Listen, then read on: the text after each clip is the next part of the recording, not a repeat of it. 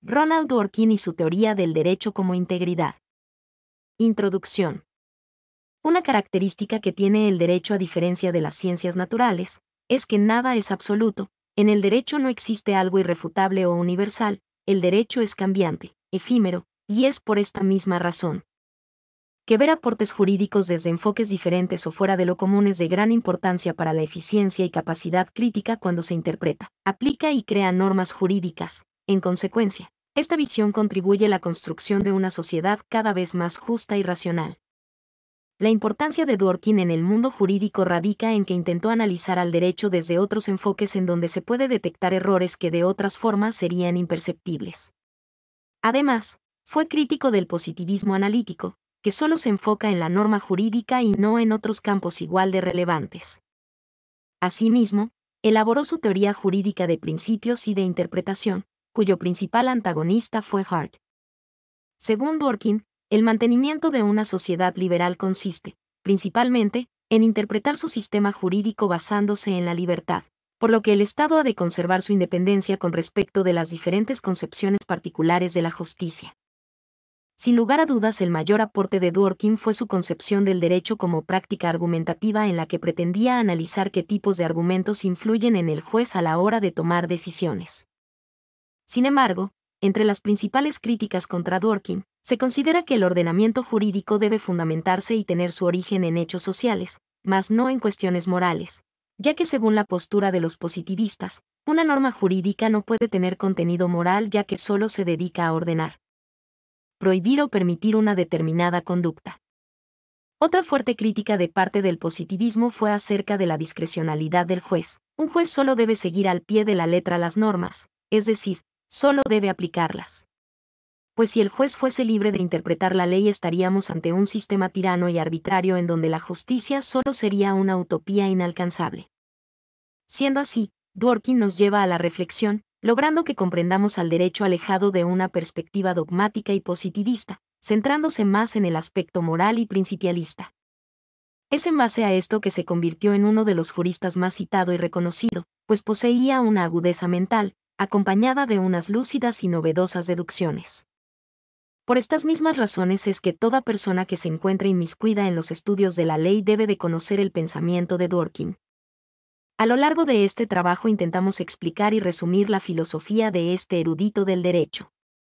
Ortega y Gasset una vez soltó una genial frase: no soy solo yo, soy yo y mis circunstancias, alegando que la experiencia personal y la ideología predominante de una sociedad influyen mucho en la forma de pensar de cada uno.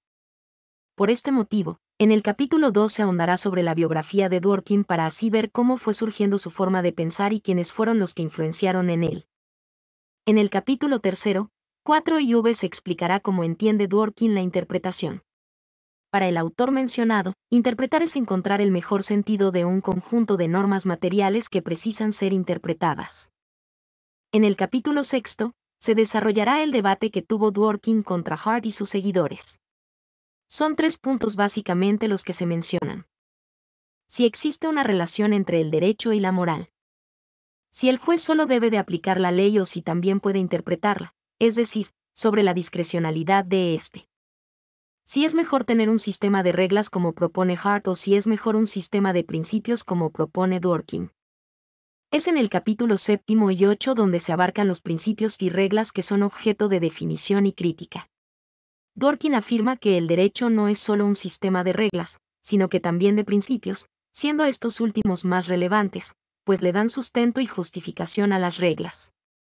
Acerca de si el juez debe independizarse del ordenamiento jurídico y dar sentencias, según su criterio, cuando haya casos difíciles o no haya norma que regule dicho caso, es materia que abordaremos, según la concepción de Dworkin, en el capítulo 9. En el capítulo 10 se explicará qué es y cómo entiende la integridad Dworkin.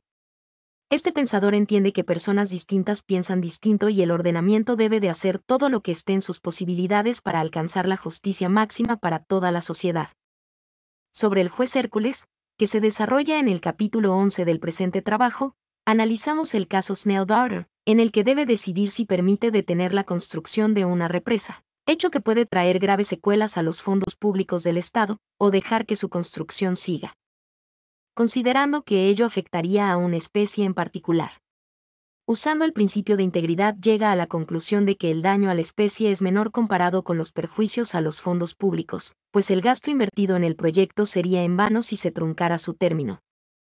La jurisprudencia entendida por Dworkin es abarcada en el capítulo 12. Esta tiene muchos problemas, siendo los interpretativos los más críticos, por lo que el autor estudiado propone que los principios morales pueden ayudar mucho a los jueces ante dichos problemas, evidenciados con frecuencia en los casos difíciles. En el capítulo 13 se analizan los desacuerdos de otros autores, en especial los seguidores de Hart, con respecto a las obras de Dworkin. Se hará mención de la influencia que tuvo Dworkin de otros autores en el capítulo 14. No solo fueron los no positivistas como Perlman o Atienza quienes influyeron en Dworkin, sino que también los mismos positivistas como Hart o Kelsen, en quienes se inspira para varios de sus aportes al derecho. Finalmente, en el capítulo 15 Efectos de querer ser práctico se explicará cómo se pueden aplicar los aportes de Dworkin en un determinado sistema jurídico, como en nuestro ordenamiento, el ordenamiento peruano. Biografía. Ronald Mouse Dworkin nació el 11 de diciembre de 1931, en Worcester, Massachusetts, Estados Unidos. Recibió una educación clásica tradicional. Sus padres se separaron cuando él era muy pequeño. Su madre, Madeline, trabajó como profesora de música para mantenerlo a él y a sus dos hermanos. Con ella vivieron en Rhode Island, en la ciudad de Providence. Su madre se volvió a casar enseguida, pero al poco tiempo enviudó. Se sabe muy poco de su infancia. 1. Posteriormente estudió filosofía, con Willard Van Women-Kwan en la Universidad de Harvard e, informalmente, con J. L. Austin en la de Oxford. 2. Estudió Derecho en Harvard Law School y también en la Universidad de Oxford. Luego de graduarse ejerció la profesión como asistente del juez y jurista estadounidense Billings Lonergan entre 1957 y 1958. En ese mismo año se casó con Betsy Ross, una chica de familia acaudalada, con estudios de arte en Harvard y de política social en la London School of Economics. En 1961 nacieron sus únicos hijos, los mellizos Anthony y Jennifer. Dworkin viajaba constantemente por motivos de trabajo y por las estrechas relaciones con sus amigos. En 1962 Betsy festeja sola su cumpleaños. Dworkin estaba en Suecia y le manda a su marido un telegrama: para el año que viene te conseguís un nuevo trabajo o te conseguís una nueva esposa. 3. Sin embargo, mantuvieron una relación duradera hasta el año 2000, que Betsy murió de cáncer. Posteriormente Dworkin formó una estrecha amistad con Irene Randall, esposa del pianista Alfred Brandel, y más tarde se casaron. Le sobreviven Irene, Anthony y Jennifer, y 2 nietos. 4. En 1962, durante ese tiempo también rechazó la oferta para colaborar con Felix Frankfurter, un juez sumamente influyente del Tribunal Supremo, y en su lugar, en 1958 aceptó una oferta como asociado en la gran firma de Wall Street Sullivan & Cromwell en Nueva York hasta 1962. 5. Abandona su trabajo para dedicarse a la docencia. Dworkin dijo posteriormente en una entrevista que le hicieron en el 2011: he tratado de ser responsable de mis decisiones y hacer una vida auténtica. Cuando yo era abogado de Wall Street, me di cuenta de que no quería esa vida. Así que fui e hice lo que me pareció más satisfactorio, pensando y argumentando por las cosas que son complejas, importantes y gratificantes. He intentado hacerlo bien, no puedo decir si lo he conseguido. 6. Comenzó así en 1962 su carrera académica como profesor de Derecho en Yale Law School, que lo llevaría a obtener la cátedra Wesley N. Hoffeld en 1968. Estuvo 7 años ahí. No enseña teoría del derecho, sino Black Letter Law, contratos, impuestos. 7. En 1969 sucedió como catedrático de jurisprudencia de Oxford a Hart, quien fue el mayor exponente del positivismo jurídico. Dworkin ocupó ese puesto hasta 1998. En 1975, fue nombrado profesor en la Escuela de Derecho y en el Departamento de Filosofía de la Universidad de Nueva York. Ahí no dictaba clases magistrales, sino que hacía coloquios, ya que durante 14 clases dictadas en un semestre, alguien llevaba un tema de discusión y en la clase los alumnos junto a Dworkin se centraban en hacer un análisis de cada una de las partes. Dworkin hacía conexiones y aprovechaba esas discusiones para nutrir y pulir sus propias ideas. Autores como Carlos Nino y Roberto Gargarella, que asistieron a algunos de sus seminarios, señalaron que existía una relación de distanciamiento y entusiasmo entre alumno y profesor. Gargarella dijo al respecto: había una distancia irrecuperable entre ellos y uno, lo cual representaba un extraordinario estímulo para seguir estudiando. Era imprescindible leer y entender más y más, para poder dialogar con ellos y, eventualmente, tener alguna capacidad para desafiarlos. 8. Desde 1984 fue profesor visitante en la Universidad de Londres, actividad que compaginó con el dictado de diferentes seminarios, junto con Thomas Nagel y Jürgen Habermas. 9. Ronald Dworkin es uno de los autores más influyentes en el pensamiento jurídico contemporáneo. Su obra destacó en el ámbito del sistema jurídico americano. Es además considerado un gran pensador por los aportes y gran influencia en el derecho. Sostuvo junto a H.L.A. Hart, considerado gran teórico del derecho sobre todo en la segunda mitad del siglo XX y filósofo jurídico británico cuya obra maestra de 1961 El concepto de derecho expuso su teoría del positivismo, que sostenía que el derecho es un sistema de reglas. El razonamiento jurídico, dice el positivismo, es meramente descriptivo y no necesita tener en cuenta la moralidad. 10. Por ello el debate consistió sobre la clásica separación entre derecho y moral. Este debate que mantuvo durante más de 20 años con Herbert Hart, debates que se desarrollaron durante las décadas de los años 70 y 80, y culminó con la publicación póstuma de la segunda edición de The Concept of Law, Hart, 1994. Dworkin, como autor de varios artículos y libros, dotó desde sus primeros escritos una forma polémica de escribir y dirigió sus principales críticas contra las doctrinas utilitaristas y las escuelas analíticas del derecho. A lo largo de su carrera protagonizó una gran cantidad de debates sobre las más diversas cuestiones.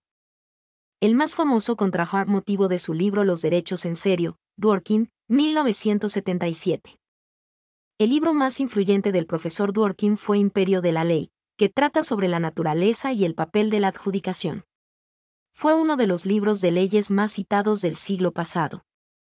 También escribió sobre una enorme variedad de temas: derechos civiles, metodología legal, liberalismo, libertad, igualdad, justicia distributiva, objetividad y verdad, discriminación positiva, pornografía, libre expresión, aborto, eutanasia, candidaturas a la Suprema Corte.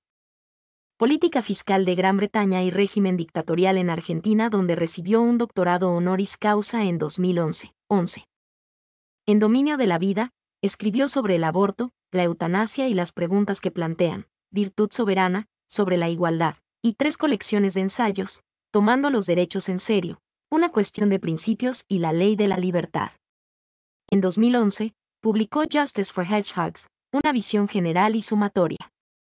Estoy tratando de reunir mi trabajo en la ley y mi trabajo en la filosofía política y la filosofía moral y la teoría de la interpretación y el fregadero de la cocina, dijo en 2005, mientras trabajaba en el libro. 12. En 2007 se le dio el premio Olberg, una especie de Nobel para filósofos y teóricos de las ciencias sociales.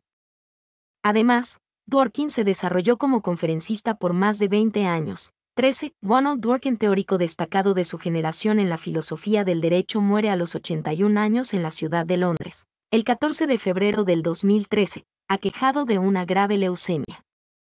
Nuestro autor, en uno de sus últimos libros, Justicia para erizos, escribe: sin dignidad, nuestras vidas son solo parpadeos de duración, pero si logramos llevar una vida buena, creamos algo más. Escribimos un índice de nuestra mortalidad, hacemos nuestras vidas diminutos diamantes en las arenas cósmicas. Sin lugar a dudas, Dworkin ha demostrado a partir de su extraordinaria carrera intelectual, su compromiso y apasionante trabajo el camino que recorrió para alcanzar sus ideales. Conceptos interpretativos. Las personas suelen creer o tener una cierta imagen de cómo es un desacuerdo y cuándo es posible. Esto evidencia la marca denominada aguijón semántico que ha sido perjudicial en la filosofía del derecho. Consideran que para discutir con sensatez, todos debemos tener los mismos criterios para decidir cuando un reclamo tiene fundamento o no. Ejemplificando en un caso concreto, si quisiéramos discutir sobre la cantidad de libros que hay en un estante, primero deberíamos estar de acuerdo, aunque sea a grandes rasgos, sobre qué consideramos un libro, ya sea en un caso fácil por sus características externas, como el grosor, la cantidad de hojas, o en un caso crucial, por el contenido de la obra en cuestión. Esta situación aplicada al derecho no tiene mucho sentido, pues los abogados suelen aceptar a grandes rasgos los mismos criterios de decisión sobre si un postulado es verdadero o conforme a ley. De lo contrario, Si se aceptara la diversidad de criterios, nunca hallaremos una solución y nos encontraríamos en medio de un grupo humano que disputa porque cree tener un concepto diferente sobre un mismo sonido, concentrándose más en sus diferencias sin hallar un consenso para la interpretación.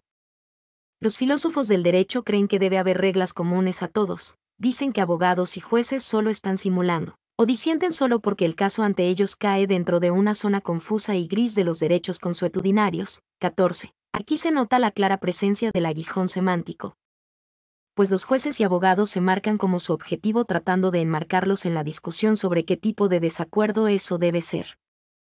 Lo anteriormente mostrado no es aplicable a un conjunto numeroso de debates teóricos en el derecho. Es más, parece demasiado exagerada la comparación que se hace con el ejemplo de los libros como base para distinguir qué hace posible un desacuerdo. Este argumento tampoco es aplicable para un pueblo que comparte distintas tradiciones y prácticas, pero disiente sobre lo que alguna requiere en un caso concreto, pues aunque entren en desacuerdo, este será genuino, ya que a pesar de que los criterios de interpretación sean diferentes en cada uno, las interpretaciones que rivalizan están dirigidas hacia los mismos objetos o sucesos de interpretación. Imaginemos una comunidad imaginaria, en la que sus habitantes poseen un conjunto de reglas a las que denominan reglas de cortesía, las cuales se hacen manifiestas en ciertas ocasiones sociales. Por ejemplo, que cuando una persona de la nobleza se presentará frente a un campesino, éste debía quitarse el sombrero. Durante un tiempo estas reglas se aplican sin cuestionamiento, de manera mecánica, es decir, se respetan sin que nadie las cuestione o varíe. Pero con el paso del tiempo nace en estos habitantes una actitud interpretativa hacia estas reglas, que se dividía en dos componentes. La primera consistía en que la cortesía tenía un valor en sí misma, que hacía cumplir un propósito o principio, que tenía un sentido más allá de ser parte de la regla. Segundo, los requisitos de la cortesía debían ir acorde a su sentido, ser entendidos y aplicados según éste. Una vez persistente la actitud interpretativa, la institución de la cortesía deja de ser mecánica, ya no es una deferencia ignorante a una orden gobernante. Ahora se está tratando de imponer el significado en la institución y luego para reestructurar a la luz de dicho significado. 15. Las dos componentes presentes en la actitud interpretativa son independientes, pero para esta historia es crucial considerar ambas, pues, para ellos, la interpretación del acatamiento de estas reglas se decide no solo por qué existe la cortesía, sino también qué es lo que ahora requiere. Antes de que nazca la actitud interpretativa, las reglas de cortesía encontraban su sentido en el de mostrar respeto a los superiores sociales. Sin embargo, al desarrollarse esta actitud, las personas comienzan a exigir otras formas de deferencia desconocidas o distintas a las que honraban, adquiriendo un poder crítico que las hace capaces de creer que los ellos proponen brinda respeto de una mejor manera que lo que otros hicieron. Las perspectivas de los fundamentos del respeto cambian de rango a edad, género o alguna otra cualidad, es decir, durante un tiempo quienes recibían o se beneficiaban del respeto eran los superiores sociales, luego las personas de mayor edad, seguido de ello las mujeres, y así sucesivamente. O también cambia en una dimensión diferente, ya sea que se considere que el respeto tiene un valor o no cuando está dirigido a grupos o por propiedades naturales más que a individuos por logros individuales. La cortesía ocupará entonces un lugar diferente y más pequeño en la vida social, y el final de la historia está a la vista. Formas de interpretación. Es necesario conocer cómo la actitud que denominamos interpretativa funciona desde su interior, desde el punto de vista de los intérpretes. Interpretar una práctica social es solo una forma u ocasión de interpretación. La ocasión más familiar de interpretación es la conversación. También está la interpretación científica, que es la más conocida, en donde el científico recoge datos y luego los interpreta. La interpretación artística tiene otro contexto, pues los críticos interpretan poemas, pinturas y demás para defender algún propósito de su significado o sentido. La forma de interpretación que nosotros estudiamos, la interpretación de la práctica social, se asemeja a la interpretación artística, pues ambas apuntan a interpretar algo que ha sido creado por una entidad distinta a ellas. Sabemos que la interpretación de la conversación es intencional, más que causal, pues asigna significados a la luz de los propósitos e intenciones que supone tiene el orador. Ahora, si quisiéramos vincular las otras formas de interpretación a esta, nos deberíamos valer de una metáfora. Por ejemplo, podríamos decir que la frase interpretación científica constituye la metáfora de que los datos le hablan al científico de la misma manera en que una persona le habla a otra, es decir, simulamos una conversación.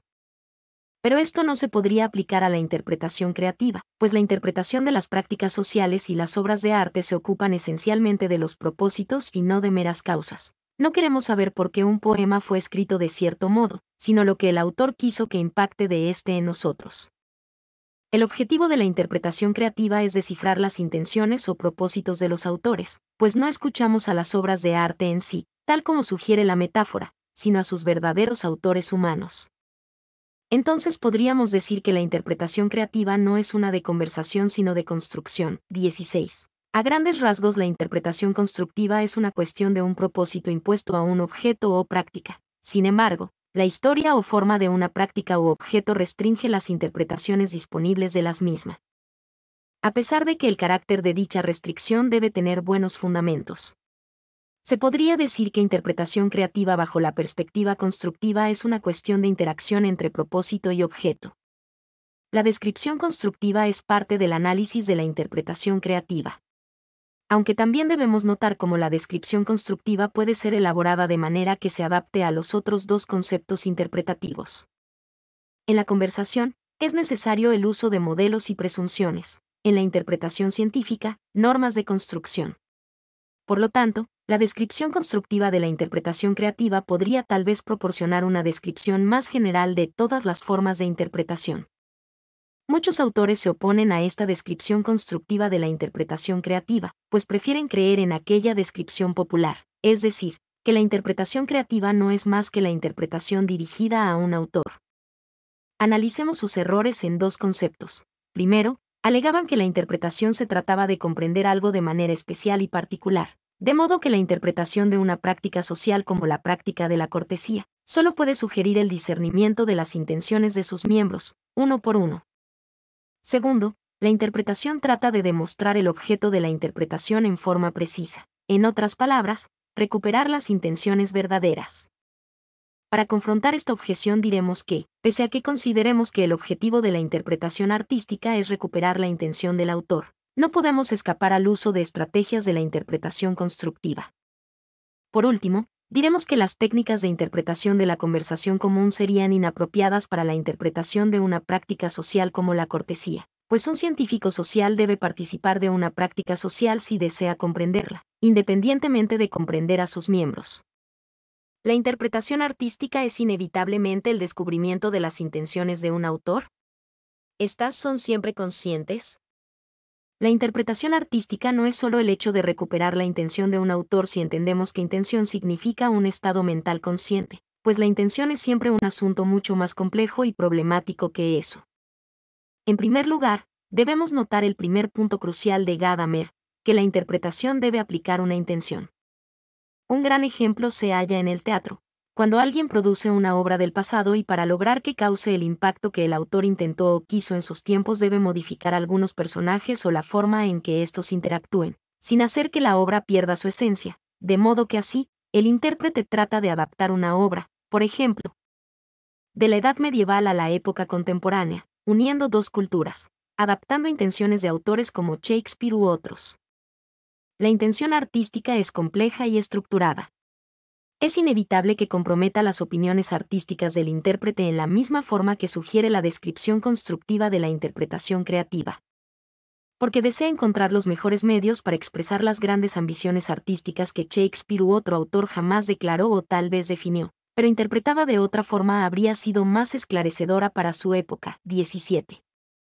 Entonces, en torno al reclamo sobre la intención del autor, cuando se convierte en un método o estilo de interpretación, compromete las convicciones artísticas del intérprete, pues, frecuentemente, estas son cruciales para la comprensión de lo que realmente quiso decir el autor, la verdadera intención artística.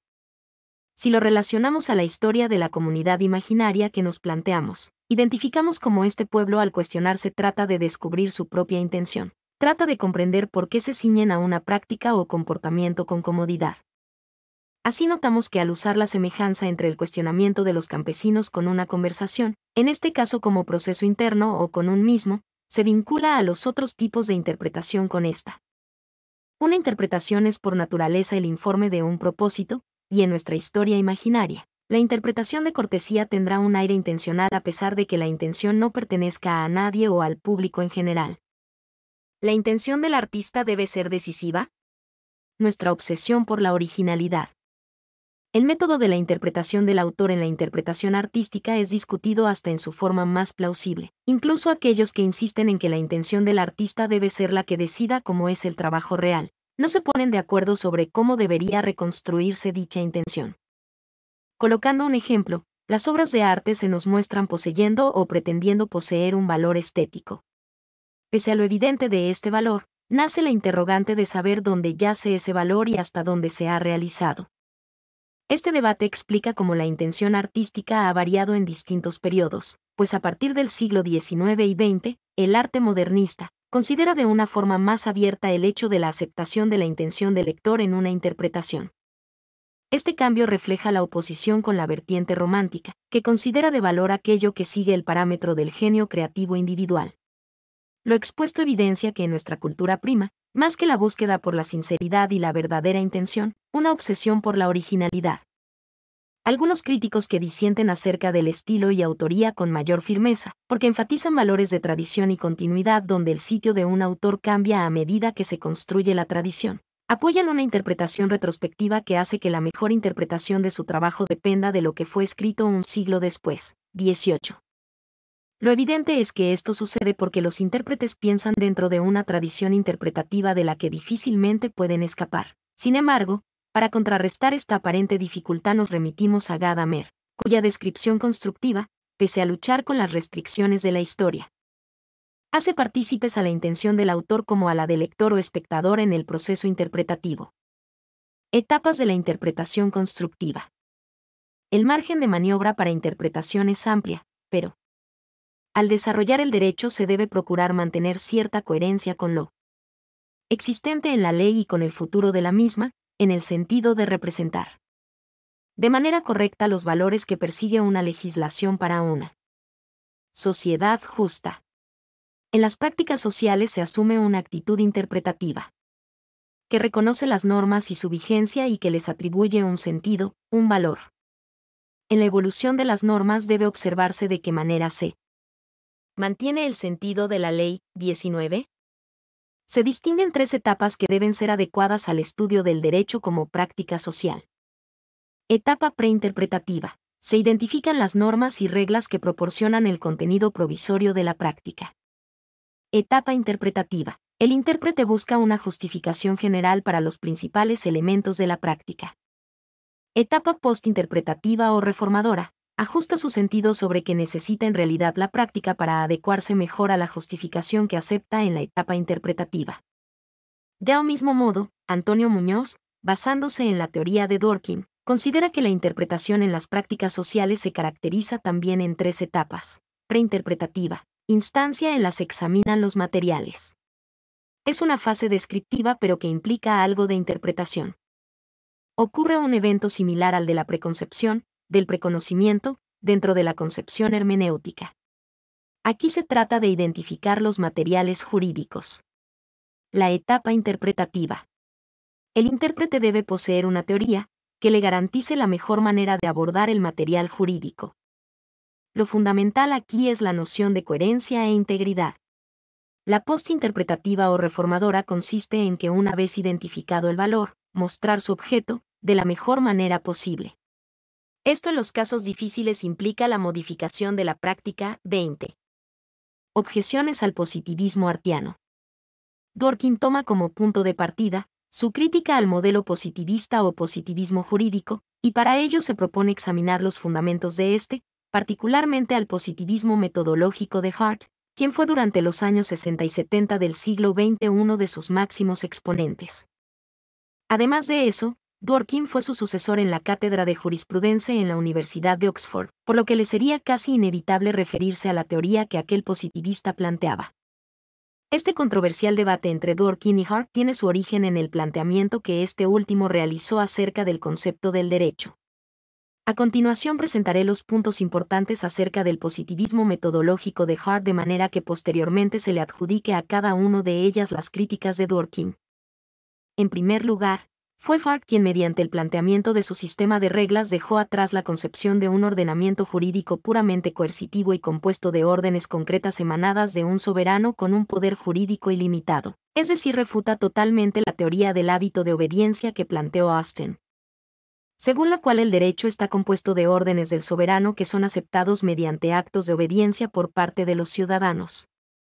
El análisis general de las normas difiere a la de Austin, pues éste había considerado que toda norma es un mandato general y que una persona está obligada por una norma si es susceptible de ser sancionada en caso de desobedecerla. Hart, por su parte, señala que una norma difiere de una orden, por ser normativa, por establecer un estándar de comportamiento que plantea al sujeto una exigencia que trasciende la amenaza capaz de hacerla cumplir. 21. Para ello debe ser una autoridad la que dicte la norma y una autoridad tan solo puede provenir de otra norma que es ya obligatoria para aquellos a quienes se dirigen. En conclusión, Hart propone un sistema de reglas en detrimento del sistema de mandatos de Austin, ya que esto último solo podría corresponder, por ejemplo, para las normas penales donde al efectuar el delito descrito en el supuesto se aplica una sanción. Sin embargo, dicho sistema no da cabida a otro tipo de normas, como por ejemplo, las que regulan los actos de libre voluntad de los ciudadanos, como el contrato, donde se les otorga los instrumentos necesarios para que puedan ellos mismos cumplir con sus fines. En un segundo lugar, Hart plantea que el derecho es un sistema de reglas conformado por reglas primarias, que son las que aseguran derechos o imponen obligaciones a los miembros de la comunidad, y a las reglas secundarias, que son las que estipulan cómo y por obra de quienes se pueden formar, reconocer, modificar o extinguir las normas primarias. Además, mediante este planteamiento se identifica dos fuentes posibles para la autoridad de una norma, de manera que una esta puede ser obligatoria a, porque es aceptada, o b, porque es válida. Dicha distinción puede comprenderse con el ejemplo de una comunidad primitiva donde solo existen reglas primarias, las cuales se han establecido mediante la práctica de aceptación. Sin embargo, no se puede decir que hayan conformado derecho, entendido este como un sistema complejo de normas, ya que no se puede distinguir un conjunto de normas jurídicas de las normas sociales. Es justamente en este punto donde surgen las preguntas y las dudas acerca de qué es lo que puede ser considerado derecho o no. Empero, cuando dicha comunidad llega a contar con una norma secundaria, que es la que resolverá dicha cuestión, nace la idea que tenemos actualmente del derecho. De este modo, la preponderancia que Hart le otorga a las normas secundarias hace que él distinga tres tipos dentro de ella, las cuales darán solución a los defectos que presenten las reglas primarias. 1. Regla de reconocimiento. Este es un criterio último de validez, el más importante que plantea Hart, mediante el cual se podrán verificar de modo concluyente las reglas primarias, por lo cual solucionará la falta de certeza acerca de lo que es derecho o no, además de que deja atrás el planteamiento de la norma fundamental de Kelsen, ya que este no era más que una presunción. Sin embargo, Hart establece su regla de reconocimiento de facto. La presencia de dicha regla en determinada comunidad constituirá una señal de que se está conformando un sistema jurídico, pues ella la determinará así mediante otro criterio importante para Hart, que es el de autoridad.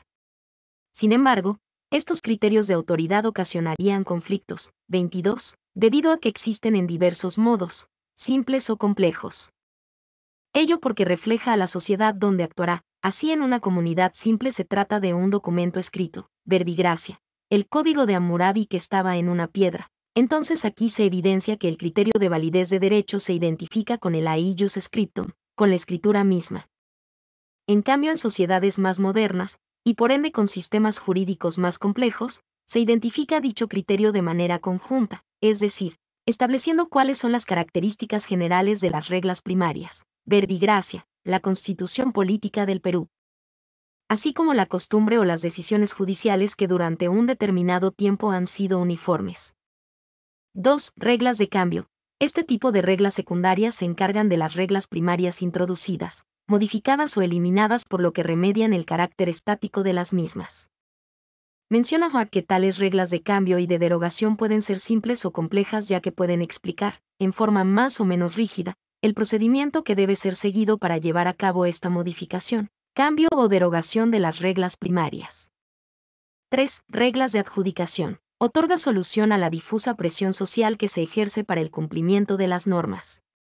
De este modo, se entregan facultades a los sujetos para que éstos se autorregulan o autorizan a las autoridades públicas para ejercer alguna potestad. Verbigracia. sentenciar, en el caso del juez. En un tercer lugar, se encuentra la posición de Hart respecto de la relación entre derecho y moral, la cual no es necesaria.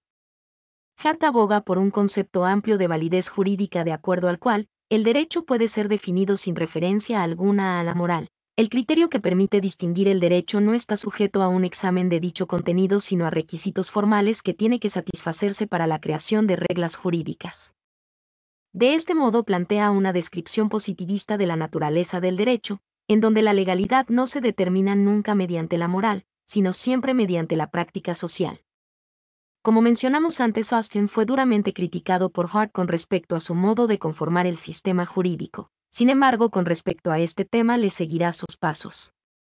Hart menciona aunque existan numerosas e importantes conexiones entre el derecho de algún sistema y las exigencias de la moralidad, tales conexiones son contingentes, no necesarias lógica ni conceptualmente. 23. En un cuarto lugar, el positivista plantea el tema de la discrecionalidad de los jueces, o como él lo llama la textura abierta del derecho, donde menciona que frente a casos fáciles o claros las situaciones planteadas pueden subsumirse sin ningún problema en las normas que conforman el sistema jurídico. Sin embargo, frente a casos difíciles u oscuros en los cuales no hay certeza y por lo tanto se generan dudas respecto de qué norma deberá ser correcta para aplicarla, es que el juez tendrá en su poder la discreción de decidir. Los casos difíciles solicitan de parte de los tribunales un gran margen de discrecionalidad, lo cual no supone que se desconozca la existencia y la importancia de las reglas como normativas generales, sino que se trata de renunciar a la respuesta de manera mecánica y uniforme, otorgada a todos los problemas que se presenten en el tráfico jurídico. Esto se da así por la simple razón de que siempre se será ignorante ante la presencia de nuevos hechos y los propósitos contenidos en el sistema jurídico porque son expresión de las continuas modificaciones que tiene la sociedad y su manera de ver el mundo, si éste contará con un número fijo de casos estos. Junto con todos los modos que pudieran relacionarse, fueran conocidas por nosotros, podríamos incluso formular provisiones a futuro para toda posibilidad que se presente. Todo se podría conocer y las reglas podrían indicar la solución para todos los problemas. Son a estos 4 temas que Dworkin realiza una incisiva crítica. Con respecto al primer punto, lo contradice totalmente pues por un lado Hart plantea un sistema de reglas mientras que del otro Dworkin plantea que ese sistema es insuficiente ya que no comprende otros estándares normativos como son los principios. De esta manera, Hart considera que las normas válidas, es decir que sean derecho, son las que han sido promulgadas por las instituciones competentes, como el Poder Legislativo o el Poder Judicial mediante sus sentencias que consistirán en precedentes para resolver casos que se presenten en el futuro. Estas son verificadas mediante la regla de reconocimiento. Sin embargo, Dworkin afirma este criterio no da lugar a los principios ya que no se establecen del mismo modo que las reglas, sino que lo hacen de acuerdo al pasar del tiempo y acorde a las directrices que la misma sociedad va delineando. Además, Dworkin menciona que es imposible aplicar un criterio de carácter formal, haciendo referencia a la regla de reconocimiento el cual está dirigido a las reglas, a normas de carácter material como son los principios. Ello debido a que dicha regla utiliza criterios que Dworkin denomina pedigrí para determinar si son válidos como derecho, es decir, hace referencia a la fuente de las normas, si proviene de una autoridad competente. Dworkin plantea que debemos rechazar dicho criterio, en primer lugar, porque los principios jurídicos son a veces vinculantes para los jueces simplemente por sus propiedades morales intrínsecas y no por su origen. En segundo lugar, estos principios son vinculantes en virtud de su fuente. No es posible formular una regla estable que los seleccione a partir de su grado de respaldo institucional. En conclusión, esta regla de reconocimiento es incapaz de contener a los principios que propone Dworkin ya que para él no existe una regla maestra o un criterio único y fundamental que sea capaz de determinar que pertenece al ámbito jurídico y que no. Por ejemplo, en cuanto a lo propone Dworkin, los principios, no hay un criterio que determine qué principios son jurídicos y cuáles no. En última instancia, si se llegase a configurar un criterio de tal magnitud no podría ser de ningún modo la regla de reconocimiento que plantea Hart. Ello porque los principios que inspira una sociedad y que se encuentran en constante conflicto para que sean considerados principios jurídicos deben de comprender unos conjuntos de estándares morales y políticos que se encuentran en constantes cambios, por lo que lleva a que se interprete la legislación continuamente de modo diverso. Se evidencia que fundamentalmente Dworkin critica de Hart que haya intentado configurar de manera tan simple un sistema de gran complejidad. Sin embargo, en su libro de los derechos en serio, Dworkin deja claro que el hecho de que niegue un criterio fundamental no quiere decir que no exista uno para determinar cuáles serán los principios a discutir en el proceso. Con respecto al tercer punto, el debate gira en torno a una discusión que pertenece a la filosofía del derecho, este es el de la relación entre la legalidad y la moralidad. Asimismo, este planteamiento será la base para discusión de los casos difíciles. Mi nombre es Demim. Soy tu asistente personal. Mi sitio en internet es demim.es.tl.